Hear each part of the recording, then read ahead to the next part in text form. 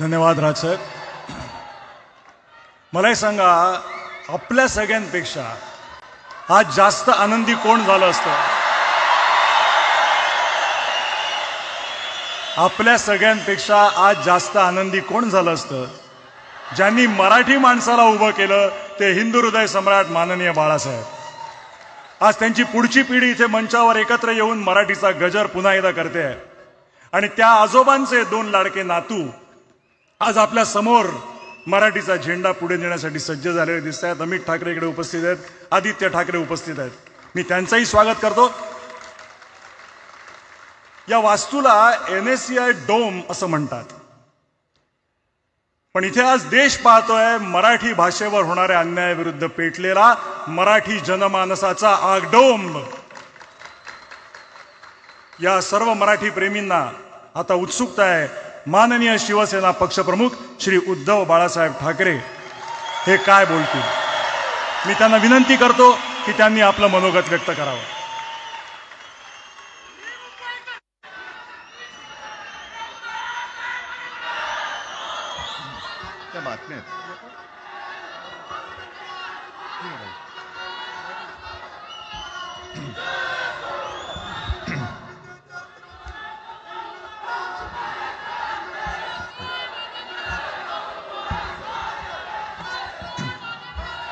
बऱ्याच वर्षांनंतर राज आणि माझी भेट व्यासपीठावरती झाली. आता पंचायत अशी आहे की त्यांनी मला सन्माननीय उद्धव ठाकरे असं बोललेलं आहे.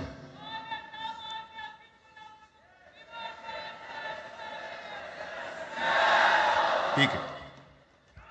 आणि साहजिकच आहे की त्याचंही कर्तृत्व आपण सर्वांनी पाहिलेलं आहे.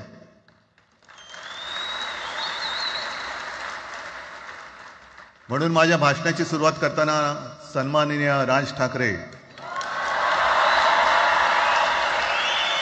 आणि जमलेल्या माझ्या तमाम मराठी हिंदू बांधवांनो, भगिनींनो आणि मातांनो,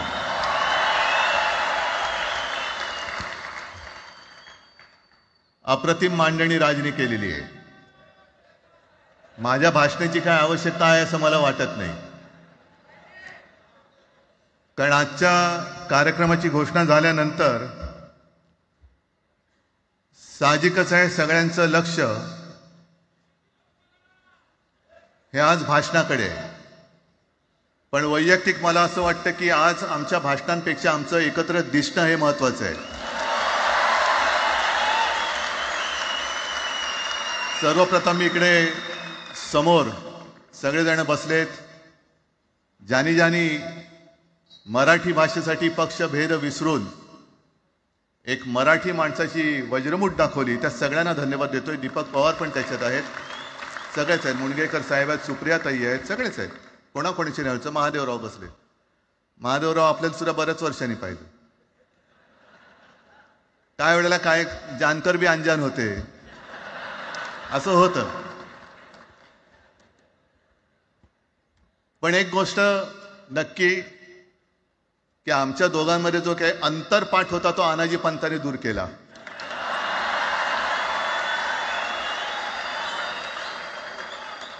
आता अक्षता टाकण्याची काय तुमच्याकडनं अपेक्षा नाहीये.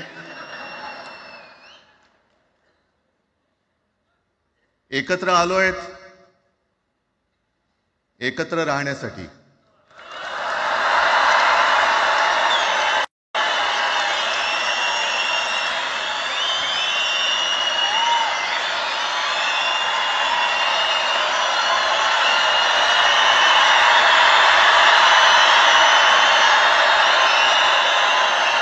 आणि मला कल्पना आहे, आज मला कल्पना आहे की अनेक बुवा महाराज हे बिझी आहेत. कोण लिंब कापतंय, कोण टाचण्या मारतंय, कोण गावी जाऊन अंगारे दुपारे करत असेल, रेडे कापत असतील. त्या सगळ्यांना सांगतो, या सगळ्या भोंदूपणा विरुद्ध माझ्या आजोबांनी लढा दिला होता आणि त्यांचे आम्ही वारसदार म्हणून तुमच्या समोर उभे ठाकलेलो आहोत.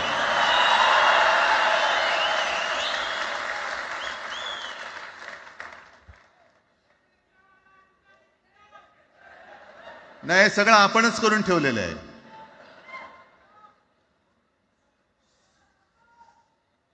भाषेवरनं जेव्हा एखादा विषय निघतो तेव्हा तो केवळ वरवरचा धरून चालणार नाही. मधल्या काळामध्ये अगदी दोघांनी, म्हणजे मी काय, राजनिक आणि आपण सगळ्यांनी या नतद्रष्टांचा अनुभव घेतलेला आहे. वापरायचं आणि फेकून द्यायचं. आता आम्ही दोघं मिळून तुम्हाला फेकून देणार आहोत. आजपर्यंत वापर करून घेतलात. अरे डोक्यावरती जर का शिवसेना प्रमुख नसते तर तुम्हाला ओळखत कोण होतं या महाराष्ट्रामध्ये? कोणत्या भाषेत बोलत होतात? अगदी राज, तू सगळ्यांची शाळा काढली, मला एका प्रश्नाचं उत्तर पाहिजे, मोदींची शाळा कोणती? सगळ्यात उच्च शिक्षित आहेत.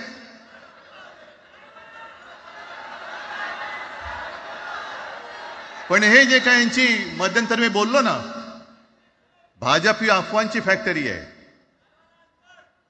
मधल्या काळात त्यांनी सुरू केलं होतं, उद्धव ठाकरेने हिंदुत्व सोडलं.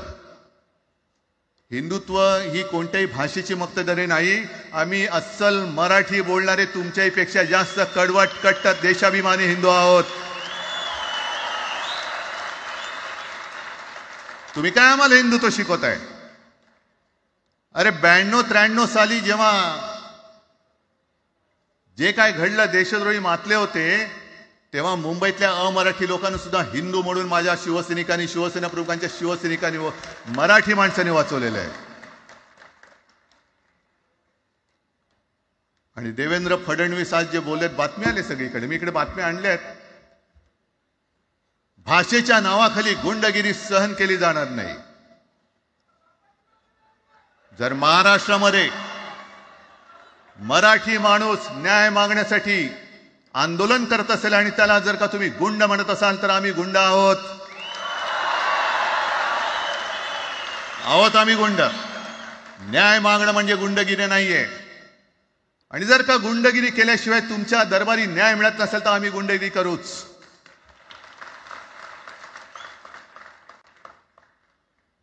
पण हे सगळे राजकीय वाडगे,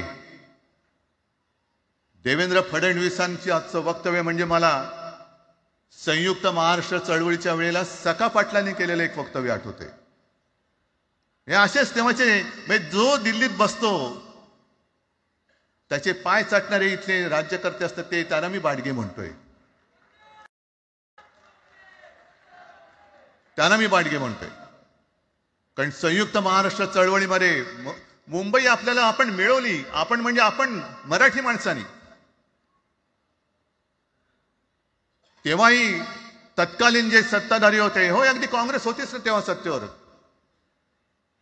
मुंबई मराठी माणसाला द्यायला तयार नव्हती. आणि तेव्हा सुद्धा एक मराठी माणूस, म्हणजे आज जे बोलतात ना आम्ही मराठी नाहीत का, अरे तुम्ही नुसतं नावाने मराठी आहात, तुमच्या अंगात मराठी रक्त आहे की नाही आता तपासावं लागेल. आणि सखा पाटील बोलले होते, यावश्चंद्र दिवाकरो, मुंबई महाराष्ट्राला मिळणार नाही. कशी नाही मिळत? झुकवलं, वाकवलं, गुडघ्यावरती आणलं मराठी माणसानी. आणि मुंबई आपल्या हक्काची, तुम्ही आता जी घोषणा घेतली ना, दिली ना, ती मुंबई आपल्या हक्काची आपण लढून आपण मिळून घेतली.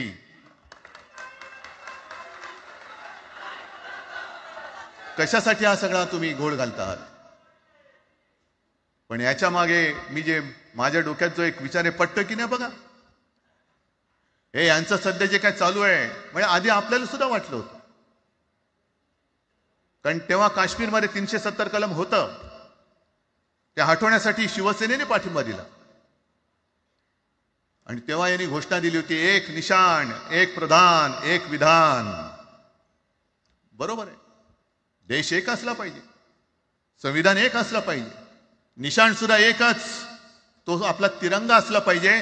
भाजपचं भांडी पुसायचं फडकं असतं कामा नये. ते फडकं म्हणजे आमचा राष्ट्रध्वज नाहीये. पण ते सगळं चाललंय एक एक एक एक. त्याच्यानंतर आता नवीन एक तुमनं काढलं, 1 नेशन 1 इलेक्शन. म्हणजे हळुवारपणाने हे सगळं काही एक एक एक करत हिंदी, हिंदू, हिंदुस्तान, हिंदू आणि हिंदुस्तान मान्य आहे, पण हिंदीची सक्ती आम्हाला मान्य नाही. तुम्ही किती कमिट्या करा, हिंदीची सक्ती तुमचे 7 पिढ्या उतरल्या तरी आम्ही लावू देत नाही.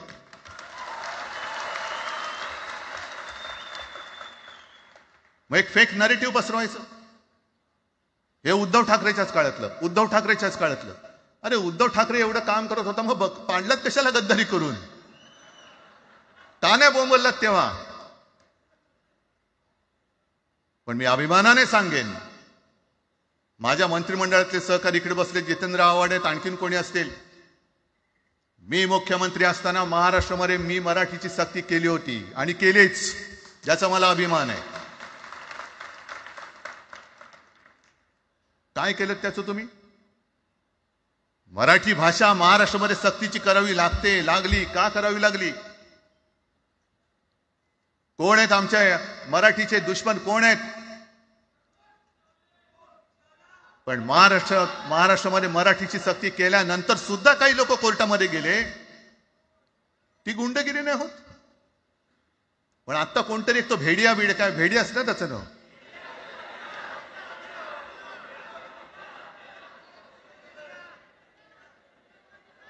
ही यांची सगळी पिलावळ आहे. तोडा फोडा आणि राज्य करा. आपण ज्या काही गोष्टी केल्या होत्या, हे म्हणतात म्हणे शिवसेनेने आजपर्यंत काय केलं? शिवसेना म्हणजे आता राज, मी तुला माझ्या सोबतच घेतो, कारण आपण तेव्हा एकत्रच होतो, आता सुद्धा पुढे एकत्र चाललेलो आहोत. त्याच्यामुळे आपलं सगळं तेव्हाच म्हणतोय, आपला एवढ्या वर्षाचा कालखंड. मराठी माणूस म्हणे मुंबई बाहेर नेला.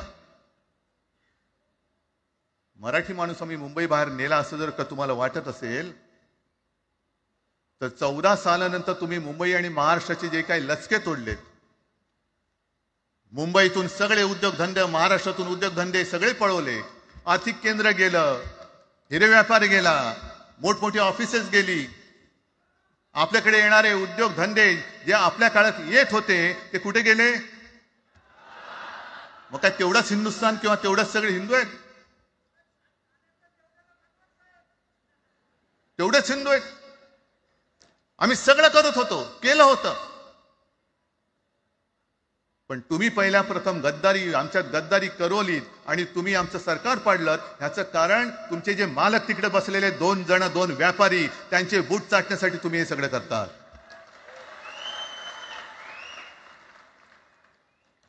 हे इतक्या वर्षाचं सगळं सहन करत करत करत आपण आलो. आपल्या डोळ्या देखत सगळे लचके तोडले जात आहेत. आपल्या दोघांनाही भांडवलं जात आहे आणि नतद्रष्ट आपल्या डोक्यावरती बसतायत. किती काळ सहन करायचंय? प्रत्येक वेळेला काही झालं की भांडाभांडी लावायची. आता सुद्धा तेच होणार. म्हणजे आम्ही एकत्र येणार, आल्यानंतर निवडणुकीपर्यंत एकत्र राहतील का? सत्ता प्राप्ती, काही जण म्हणतात की यांचा मराठीचा नाही, महापालिकेचा आहे. अरे नुसता महापालिकेचा नाही, तर आमच्या महाराष्ट्राचा आहे. आम्ही महाराष्ट्र सुद्धा काबीज करू.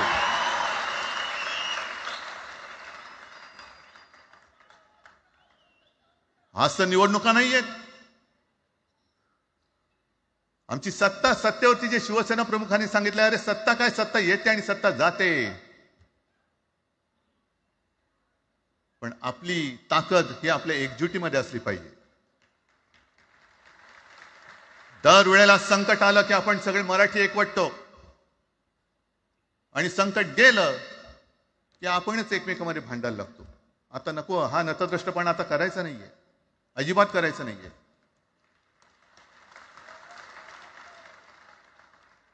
कारण गेल्या विधानसभेत त्यांनी जे काय केलं, बटेंगे तो कटेंगे. आपल्याला काय वाटलं होतं की हिंदू मुसलमानांमध्ये करतायत. हिंदू मुसलमान तर केलंच,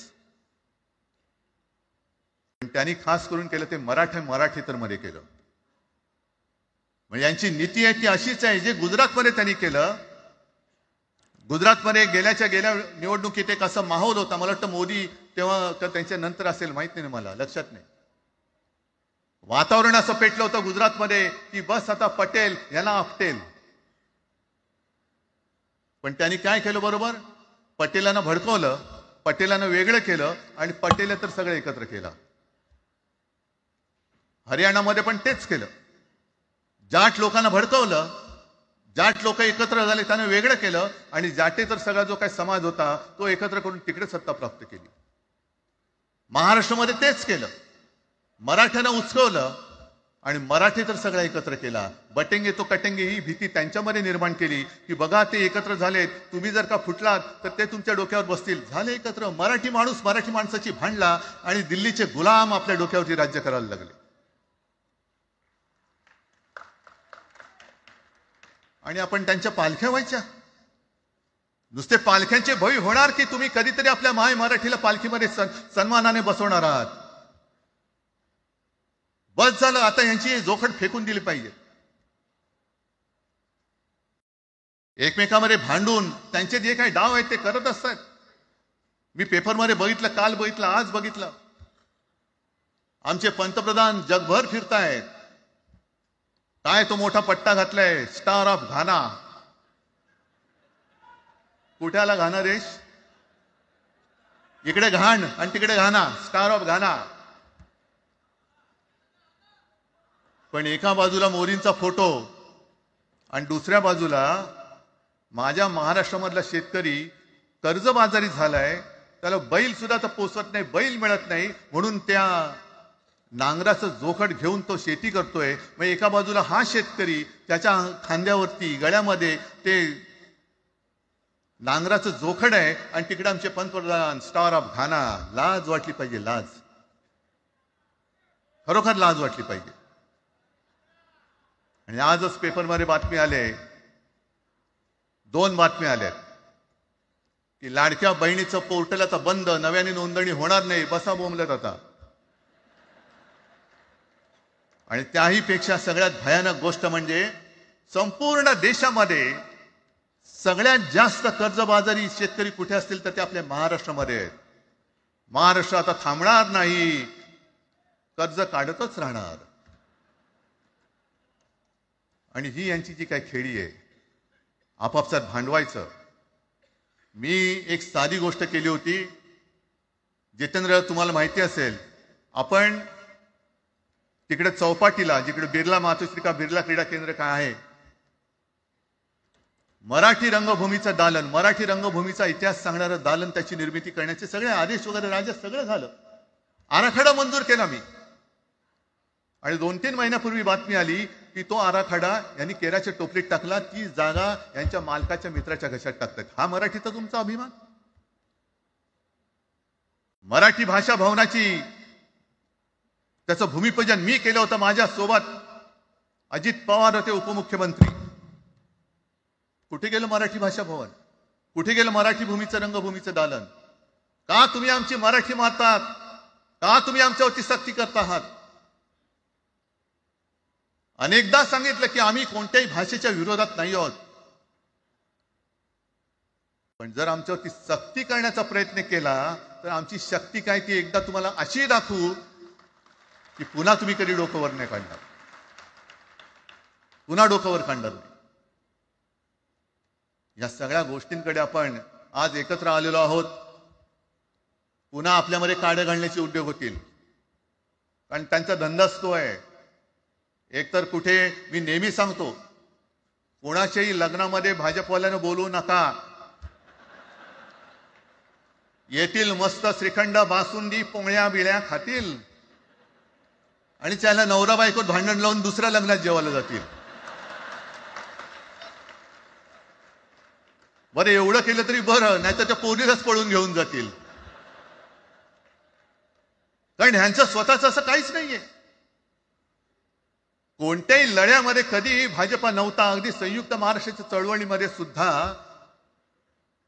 भाजप हा सगळ्यात शेवटी आला आणि 57ची निवडणूक झाल्यानंतर सगळ्यात पहिल्यांदा बाहेर पडला. हे जनसंघ, तेव्हा त्यांचा जो राजकीय नाव होतं जनसंघ, यांच्याकडनं आम्ही देशाभिमान शिकायचा, यांच्याकडनं आम्ही महाराष्ट्राचा अभिमान शिकायचा. आणि आम्ही आपापसात भांडून ह्यांना सगळं काही बहाल करून टाकायचं, या सगळं विकून टाका, सगळा सत्यानाश करून टाका. अरे आपली मुंबईच्या शिंदड्या उडवल्या जात आहेत. अख्खी मुंबई कोणाच्या कशात घालतायत? कोणाच्या? बघत बसायचं सगळं. म्हणजे आज सगळ्यात जास्त जर कोणी जमिनीचा मालक मुंबईमध्ये असेल तो यांच्या मालकाचा मित्र आहे, अदानी. कोणाची जागा? कोणी रक्त सांडलं? कोणी ते हुतात्मा स्मारकाला वंदन करताना सुद्धा आपल्याला लाज वाटली पाहिजे. अरे त्यांनी तर रक्त सांडलं, बलिदान केलं, पण त्यांनी रक्त सांडून मिळून गेलेली मुंबई जर का आपण राखू शकणार नसू तर आपल्याला लाज वाटली पाहिजे, शरम वाटलं पाहिजे. म्हणून त्या रक्ताची शपथ घेऊन मुंबई आणि मराठीच्या रक्षणासाठी आपल्याला उभं राहायला पाहिजे. ठीक आहे, असतील, होते, मत पटली होती, पटले नसतील, पण याच्या पुढे मराठी आणि महाराष्ट्र धर्माचं रक्षण करणं आमचा हनुमान चालीसाला विरोध नाहीये, पण मारुती स्तोत्र आम्हाला का विसरायला लावताय? मारुती स्तोत्र आहे ना, भीमरूपी महारुद्रा. आमचा जय श्रीरामला विरोध नाहीये, पण भेटल्या म्हटल्यानंतर राम राम हे म्हणणारे आम्हीच मराठी. हे तुम्ही आता जय श्रीरामची घोषणा द्यायला लागलात, पण जय जय रघुवीर समर्थ सांगणारे समर्थ रामदास त्यावेळेला आमचे होऊन गेले. त्यांनी आम्हाला पहिल्यांदा रामाची भक्ती शिकवली. त्याच्यामुळे यांचा काही आगा नाही, पिछा नाही.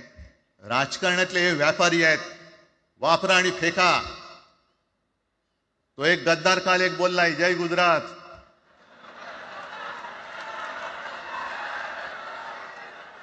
किती लाचारी करायची? म्हणजे तो पुष्प पिक्चर पाहिल्यात तुम्ही सगळ्यांनी, दाढीवरनं हात फिरवून, झुकेगा नाही साला. तसे हे गद्दार म्हणतात, उठेगा नाही साला, कुछ भी बोलो उठेगाही नाही. अरे कसा उठणार? आहे का तुझ्याकडे उठण्यासारखं? म्हणजे विचार मी म्हणतोय,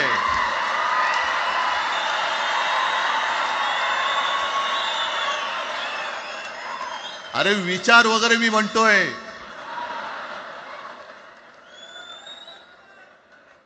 हिंदी भाषेच्या सक्तीला विरोध न करणारा बाळासाहेबांच्या विचाराचा पाईक असू शकेल? आपला मालक आला म्हणून त्याच्यासमोर जय गुजरात म्हणणारा आपल्या बाळासाहेबांच्या विचाराचा पाईक असू शकेल? मग आता जे मला वाटतं कुठल्या एबीपीचं होतं ना, उघडा डोळे बघा नीट. डोळे उघडलेत? कारण आता जर का डोळे उघडले नाही तर पुन्हा कधी उघडण्याची वेळ येणार नाही, कायमचे मिटून जातील. आत्ताच डोळे उघडा, आत्ताच जागे व्हा. आणि आता आलेली जाग जर का जाणार असेल तर मग मात्र स्वतःला मराठी आईची मुलं म्हणू नका, अजिबात म्हणू नका. आणि शिवसेना प्रमुखांनी जे काही शिकवलं, एक तर कोणावर अन्याय करू नका, पण तुमच्या अंगावर जर का कोणी हात उगारला तो हात जागेवरती ठेवू नका.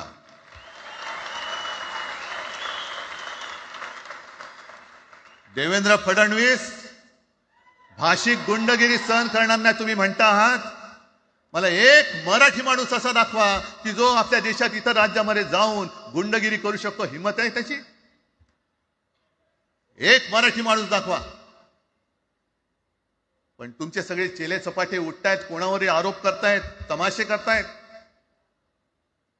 अरे कोणताही मराठी माणूस किंवा कोणताही भाषिक इतर प्रांतीय भाषेत तिकडे गेला, राज्यात गेला आणि दादागिरी करण्याचा प्रयत्न केला तर उभा चिरून टाकतील तिथली लोक. बंगालमध्ये जाऊन बघा, तमिळनाडूमध्ये जाऊन बघा. मग आम्ही आमच्या घरामध्ये आमच्या न्याय हक्काची गोष्ट केली, बरं कोणाशी भांडतो आम्ही? इथे सुद्धा काही अमराठी आले असतील, जसं राजने सांगितलं तसे आपले सगळ्यांचे अमराठी अनेक मित्र आहेत,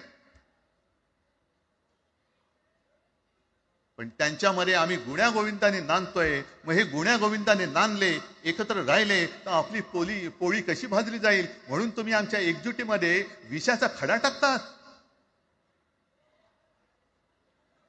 हे सगळे तुमचे डाव आता उघड झालेले. तुम्ही वाटेल ते करा,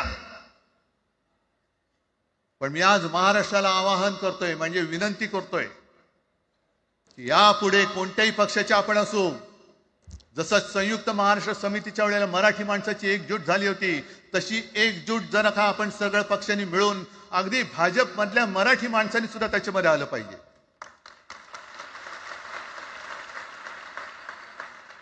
का नाही यायचं? ज्या राज्यामध्ये राहता, ज्या मातीमध्ये तुम्ही जन्माला आला, ज्या आईच्या पोटी जन्म घेतलात,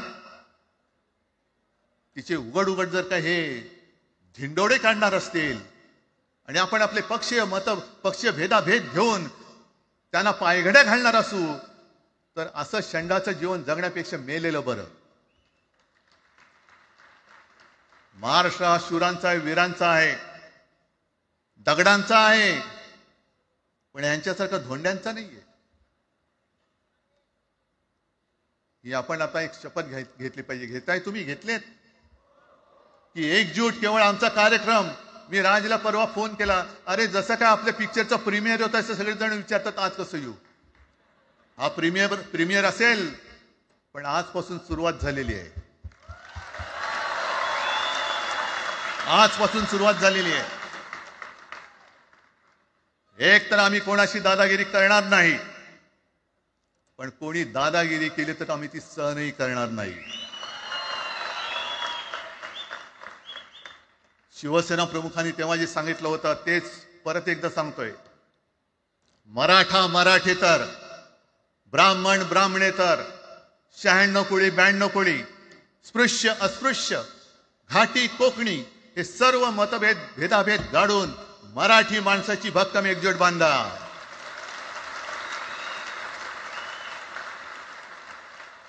आणि शेवटी एक आवाहन करतो, हे सगळ्या मराठी माणसांना आणि मराठी प्रेमींना आहे. तुटू नका, फुटू नका आणि मराठी ठसा पुसू नका.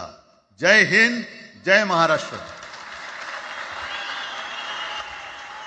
धन्यवाद उद्धव साहेब. या कार्यक्रमाला खास जे उपस्थित राहिले होते, कॉम्रेड प्रकाश रेड्डी, सौ सुप्रिया सुळे, कॉम्रेड अजित नवले, महादेव जानकर साहेब, जयंत पाटील साहेब आणि जितेंद्र आव्हाड साहेब आणि इतरही अनेक नेते आहेत. त्यांचे पुन्हा एकदा आभार मानतो. आणि ही तर खरी सुरुवात आहे अनेक अनिष्ट गोष्टींचा शेवट करण्याची. मराठी भाषेसाठी आणि मराठी माणसासाठी असेच उत्सवी दिवस येत राहोत. माननीय राजसाहेब काही बोलू इच्छितात?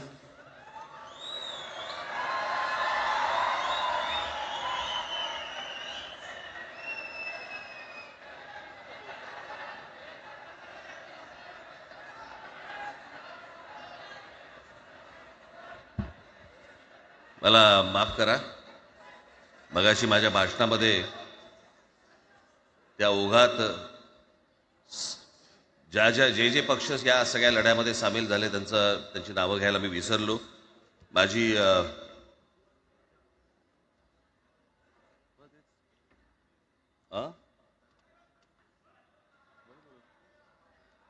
माझी विनंती आहे, कॉम्रेड प्रकाश रेड्डी, आपण कुठे आहात? मागे. बरं. सौ सुप्रियाताई सुळे, आपण कृपा करून व्यासपीठावरती यावं. कॉम्रेड अजित नवले, जितेंद्र आव्हाड, महादेवराव जानकर, शेतकरी कामगार पक्षाचे आमचे जयंतराव कुठे गेले? मागे आहेत. बरं, आपण व्यासपीठावरती यावं सर्वांनी.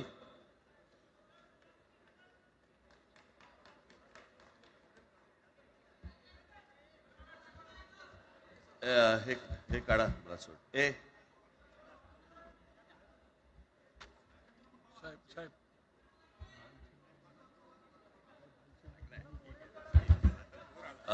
मुडगेकर साहेब, आपण पण मुडगेकर साहेब, आपण वरती यावं, व्यासपीठावरती यावं.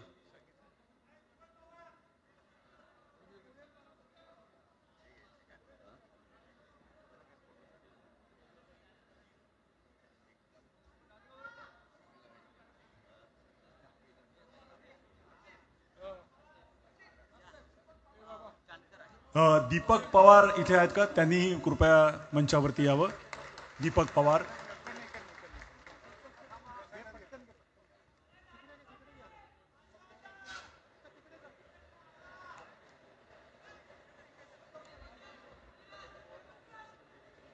दीपक पवार इथे उपस्थित आहेत का? मागे कुठेतरी बसले असं मला कळलं.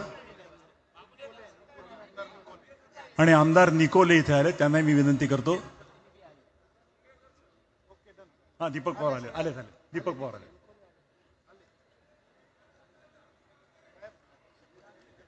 तर मंडळी, ही मी मगाशी म्हटलं तसं सुरुवात आहे. महाराष्ट्रातील प्रत्येक माणूस मराठी बोलताना पाहायचं असेल तर ही त्याची सुरुवात आहे. मी निमंत्रकांतर्फे आपल्या सर्वांचे आभार मानतो. सर्व पक्षांच्या प्रतिनिधींचे, नेत्यांचे, सगळ्यांचे आभार मानतो निमंत्रकांच्या वतीने. मराठी भाषेसाठी आणि मराठी माणसासाठी असेच उत्सवी दिवस येत राहोत आणि महाराष्ट्राची नेहमीच प्रगती होवो अशी सदिच्छा व्यक्त करून आणि आयोजकांचे आणि उपस्थित सर्व मराठी जनांचे आभार मानून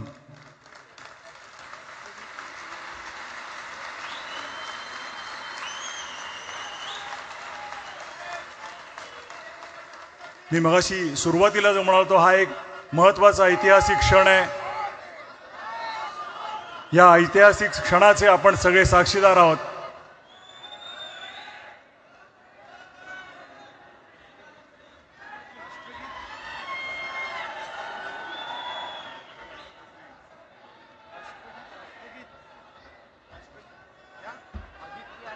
आणि माननीय आदित्य ठाकरे आणि अमित ठाकरे इकडे, त्यांनी कृपया मंचावरती यावं.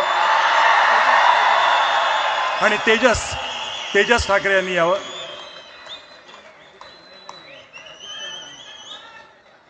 आदित्यजी आणि अमितजी ठाकरे.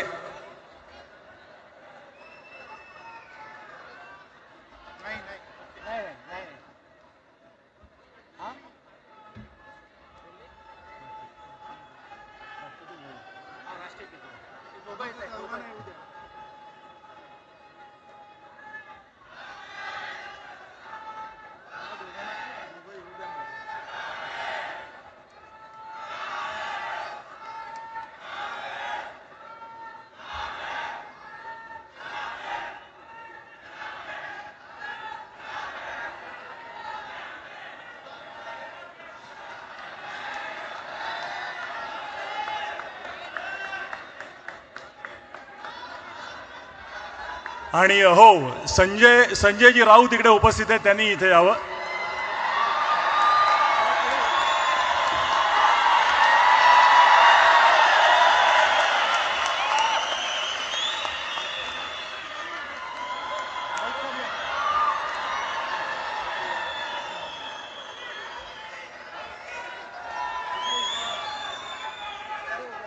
मला वाटतं ह्यापेक्षा म्हणजे आपण तर आता मी मगाशी म्हटलं त्याप्रमाणे आवाज कुणाचा? आवाज मराठीचा. आवाज मराठीचा. आवाज कुणाचा? धन्यवाद. आणि आता मी विनंती करतो की राष्ट्रगीताची धून आपण लावूया आणि आपण हा कार्यक्रम संपल्याचं जाहीर करूया. राष्ट्रगीतासाठी सगळ्या जणांनी शिस्तीत उभं राहावं ही नम्र विनंती.